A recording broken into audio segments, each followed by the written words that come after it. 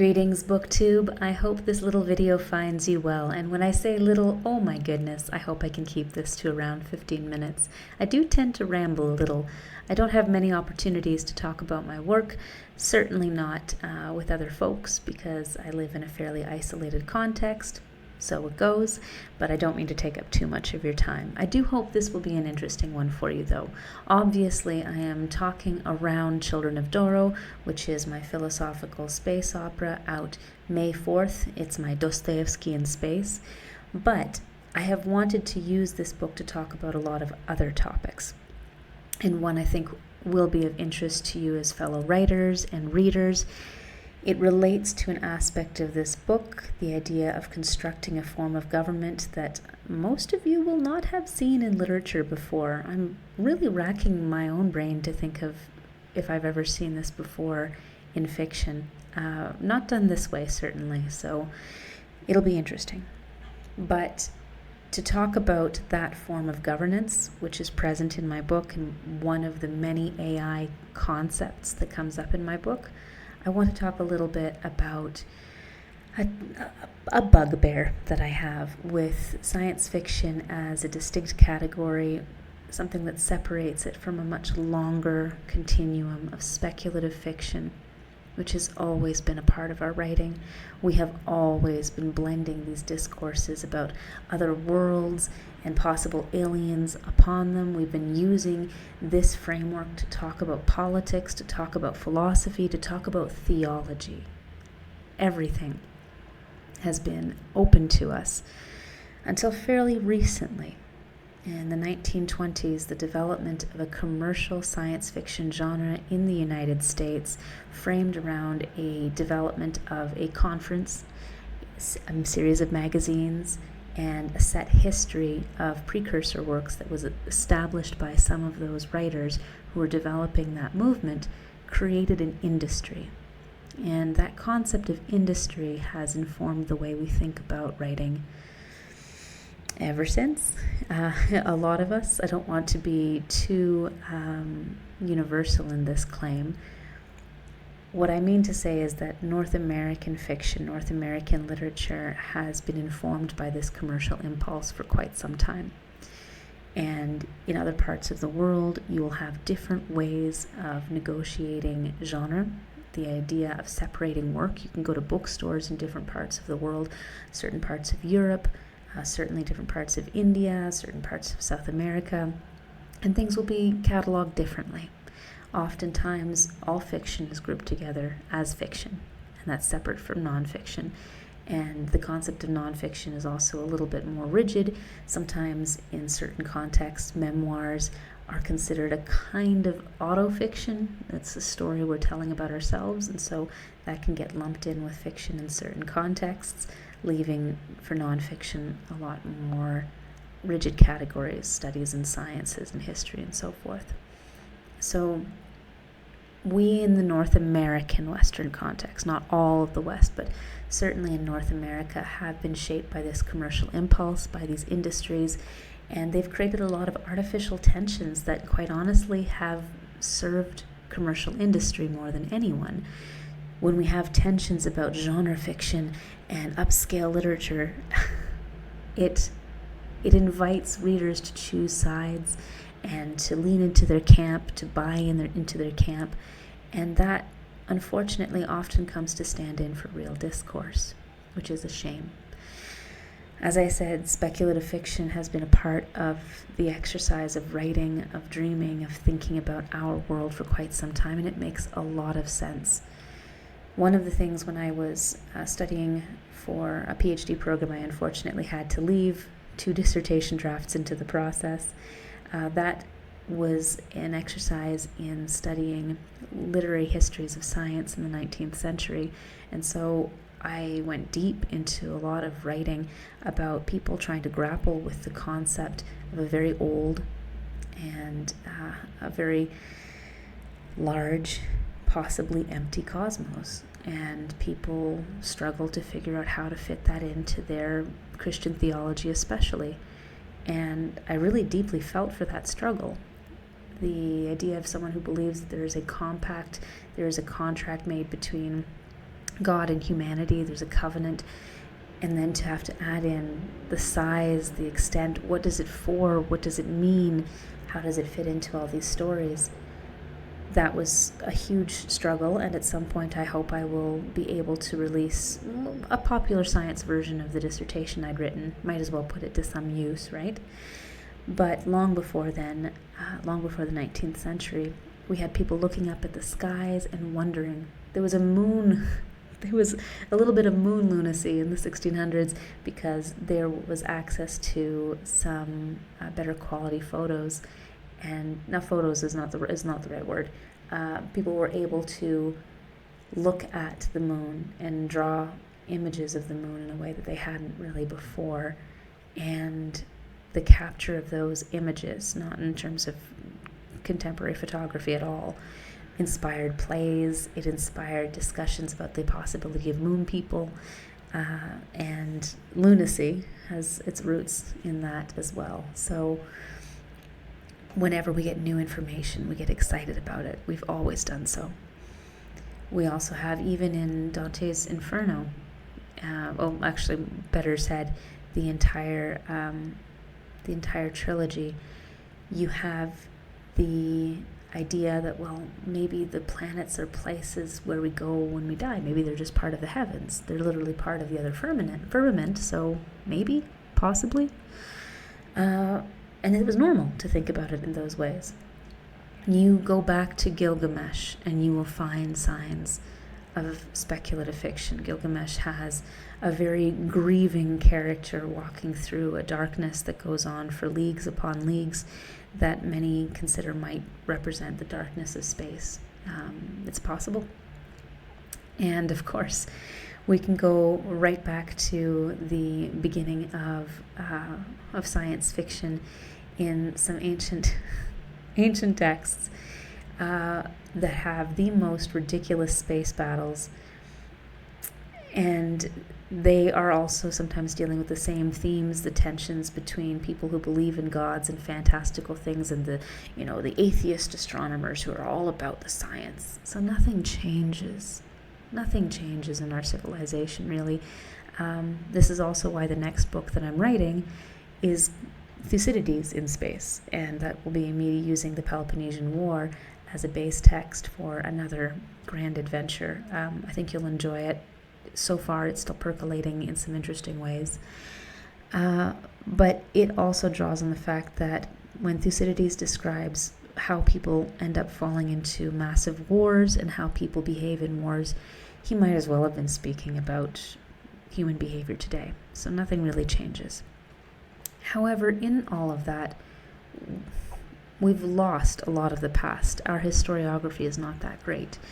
And so we lose connection with many of the conversations that have come before, and we end up reinventing the wheel, which is not something that I wanted to do with my work. My work is informed by quite a few people who've come before. My poli-sci background provided me quite a bit of discourse that has formed the basis of my character and my readings ever since. And again, the speculative side of things is quite long-standing. For instance, in the corner here, you will see Thomas More's Utopia. This is published in 1516. This particular edition, colorized, I think, is 1518. And there he imagines a better world, a better way of constructing society. We have been engaged in the project of trying to construct better society for quite some time. I don't even want to say that More is the first, but certainly he has one of the earliest, most cohesive efforts to describe another way of building society. Is it perfect? No, of course not. But it's quite radical for its time, and it speaks to, again, a human tendency that has never gone away, that search for utopia. The problem today, though, now I'm going to sound a little bit cranky, is that often when we come to our commercial genre of science fiction, we find the work placed into some fairly reductive modes. This is dystopic fiction. This is utopic fiction. There are other ways of thinking up other societies, and we do talk a little bit about them. We're getting a little better about talking about eco-socialisms, for instance, and anarcho-socialist projects.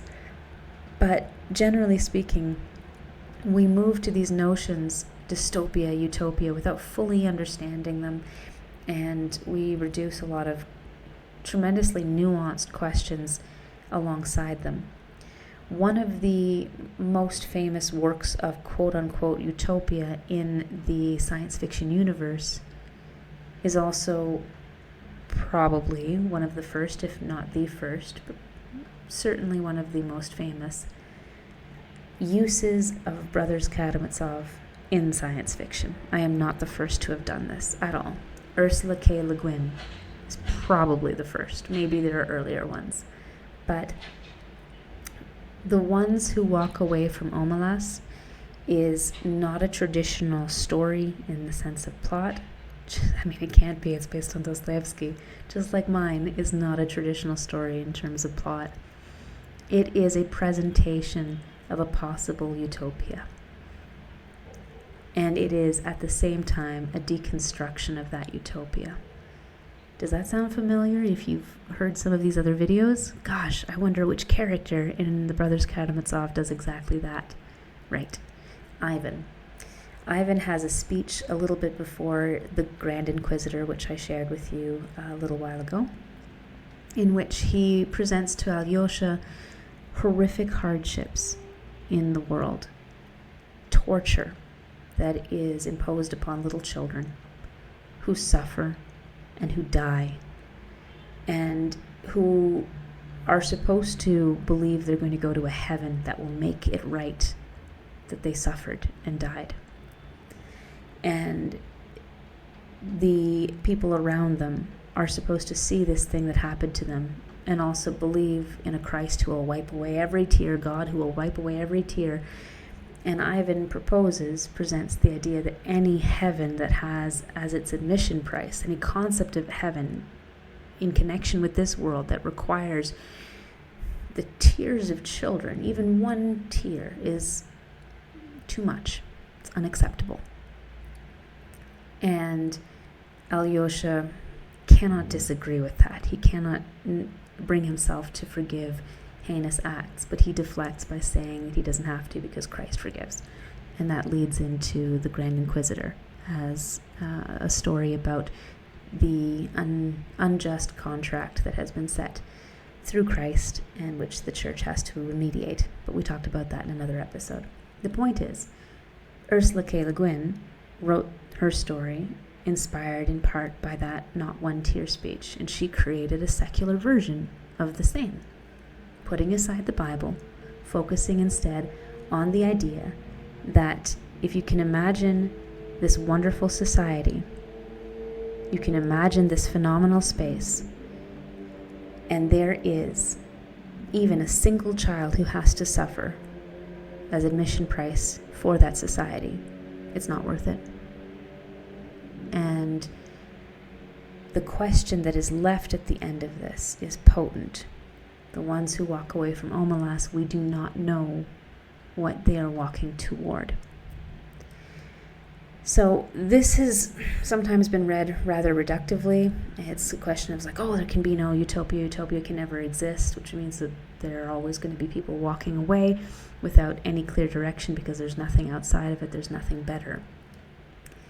But the problem with that reduction, as with the problem of so much dichotomous thinking about dystopia and utopia, is something that's also addressed in the Grand Inquisitor.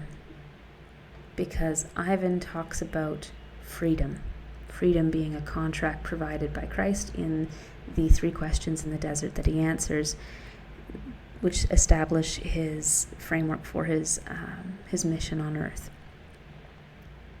And that idea of freedom comes up in political science, obviously, in relation to the organization of societies. How can we be free? How can we be fully represented? How can we create a more just society? And that's the trick, because justice and happiness might not go perfectly hand in hand. Having a society that is perfectly representative might not go hand in hand with being content. And that is the concept that I explore with my Leviathan, to draw from a very Hobbesian concept, the idea of a mass of human beings representing government, literalized thanks to advanced AI technology. Doro, the world, has an elliptical orbit that takes it sometimes into some very cold and bitter seasons, and other times leaves it in better seasons. It has an AI governance structure that can capture real-time imprints of every single resident on the planet and in orbiting moons and vessels. So it is constantly reflecting a full imprint of every individual's feelings and wishes. It is a perfect direct democracy.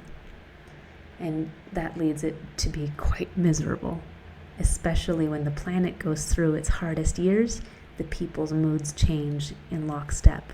So Doro, the Doran Council specifically, has times when it is embodying an overwhelming desire among its citizens to just leave, which is not great for government. And at other times it's more indulgent. This creates the temperamental mood for my version of the patriarch from Brothers Karamazov, the sort of tyrannical father figure who has 4 sons, one of whom is directly responsible for his murder, and the other 3 who in some way bear a little bit of complicity. And that is a wonderful concept to play out in science fiction. I honestly think that if Dostoevsky were alive today, he probably would have made fuller use of some of the speculative modes. There are other Russian writers who do that freely because they're writing in a different context where you can have speculative overlap and it's not as big a deal as it becomes in our very commercial context. I've still written something that is, I guess, a little bit commercial in as much as I'm using tropes of the genre in a way that is definitely westernized. I have alien species. I have an intergalactic compact, a civilization across the stars, and certain elements of the text for that reason are going to be distinctly of commercial sci-fi. But I also feel like the work came out of a conversation that's gone back centuries. And it may not be in conversation with much more. That's the lot of the indie published work. But I have done my best. And I do hope you enjoy it. But even if you don't, that's fine. Even if you don't read it, that's fine. My point with this episode was to invite thinking about genre in a more expansive way. Utopia and dystopia are not the be-all and end-all of these divisions. Commercial science fiction in some way obscures the deeper conversation that speculative fiction has always been a central part of as human beings grapple with a sense of themselves in a vast cosmos that often requires us to move beyond what we can concretely see around us to establish other realms of discourse to say the things that need to be said. So, food for thought. Thank you for listening. And yes, okay, at least it's under 20 minutes this time. Really, truly, thank you for listening, following along, all of your comments. Very much appreciate it. If you have any thoughts about work you've read and were thinking about while I talked about science fiction, speculative fiction, and imagined governments, please leave those in the comments so more people can have recommended readings. Cheers, and until next time.